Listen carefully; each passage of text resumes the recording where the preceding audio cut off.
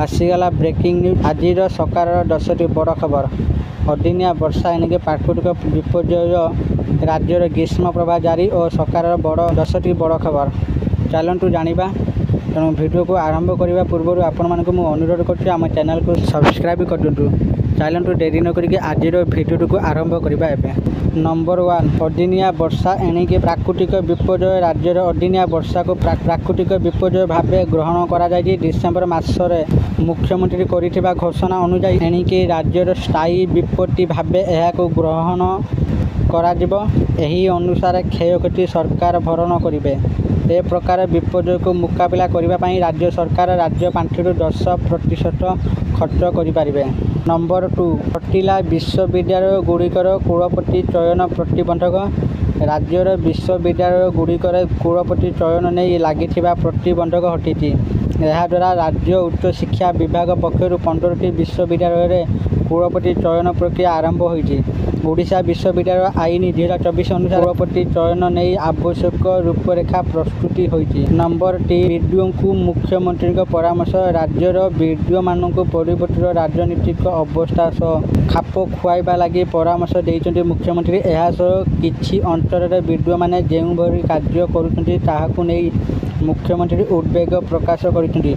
एपरिक मुख्यमंत्री भाषण बेले किछि लोक वीडियो कॉन्फ्रेंस रे बाधा आणुथिबा कहिछन्ति मुख्यमंत्री। ए सबुर कड़ा परिणति आगु भोगिबाक पड़िबो बोली मुख्यमंत्री वीडियो सम्मेलन रे प्रकाश करिछन्ति। नंबर 4 मद बेपारी आक्रमण में अबकारी कनेस्टेबल गुरुतर।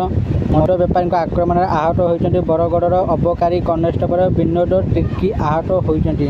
देशी मद कारोबार में लिप्त नहीं आसीथिबा खबर को जांच करने बेले अबकारी टीम पर आक्रमण हेतु से आहत होइथिबा जनापड़ी। कोटापाली ठारे यही घटना घटी। एथिरे 2 जन को गिरफ करा जायछि। नंबर 5 राज्यर ग्रीष्म प्रभाव जारी। राज्यर प्रबल ग्रीष्म प्रभाव जारी रही। गतकाली बौद्धरे सर्वाधिक 42.5 डिग्री तापमात्रा रेकर्ड करा जायछि। उप हिमालय पश्चिमबंग एवं सिक्किम पटु दक्षिण पूर्व मध्य प्रदेश जाए एक ड्रप लाइन सृष्टि होइथिबारु राज्य में यही परिस्थिति आसंता 3 दिन जाए लगी रहिबो। उत्तर आभ्यंतरीण जिला गुड़िकर बिजुली झड़ पवन बोहिबा नहीं सतर्कता जारी करिछि पाणीपाग विभाग। नंबर 6 18 तारिख पर्यंत अस्त्र विरति। भारत पाकिस्तान मध्य चली अस्त्र विरति आसंता 18 तारिख जाए बलबत्तर रहिबो। यह कहिसेंति पाकिस्तान वैदेशिक मंत्री इसाक डार। से कहिसेंति 2 देश मध्य विश्वास सृष्टि करने आवश्यक पदक्षेप ग्रहण करा जाउछि। संवादर बराह संस्था एफपी को श्री डार यही कथा कहिसेंति। नंबर 7 तुर्की एकु वर्जन।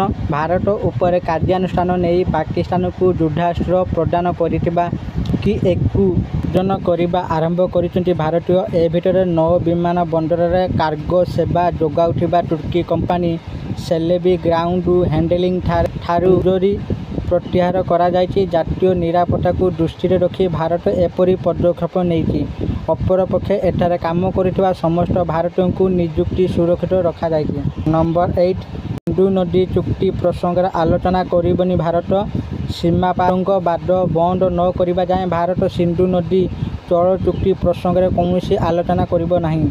पाकिस्तान अनुरोध पर भारत यह स्पष्ट करिछि। वैदेशिक मंत्री एस जयशंकर ए विषय को स्पष्ट करने सह कहिसेंति जे पाक अधिकृत काश्मीर आलोचनार मुख्य प्रसंग हेबो बोली कहिसेंति। नंबर 9 20 तारिख वाकफ आईन 2025 रे शुणाणी। वाकफ आईन 2025 को नहीं सुप्रीम कोर्ट रे आसंता 20 तारिख रे शुणाणी हेबो। एने सीमित संख्यार अधिवक्ता ठारू कोर्ट शुणिबे बोली कहिसेंति। वाकफ आईन 1995 को नहीं उठिथिबा आपत्ति को कोर्ट शुणिबे नाही।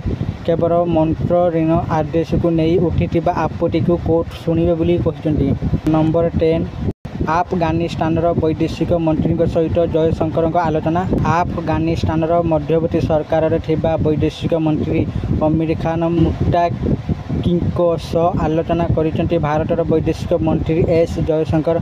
पहल ग्राम पाकिस्तान आतंकवादी द्वारा निरीह 26 जनों हत्या करा प्रसंग को तामिलबान निंदा करिथिबार जयशंकर धन्यवाद प्रदान करिसेंति। एहासह आफगानिस्तान सह संपर्क मजबूत करने दिगरे दुई नेता आलोचना करिथिबा जणा पड़िछि। अफगानिस्तान रे तालिबान सरकार आसिबा परे यह प्रथम भारत अफगानिस्तान राजनीतिक स्तरीय आलोचना। आशा करुच्ची आपण मानक आज यही 10टी बड़ खबर न्यूज अपडेट भिडियोटी भल लगी। जदि आपण मानक ये भिडियोटी भल लगे दयाकोरी ये भिडियो को लाइक शेयर और कमेंट करूँ। आउ एमिटिका भिडियो देखा चाहूँगे आम चैनल को एवं ही सब्सक्राइब कर दिंतु। धन्यवाद।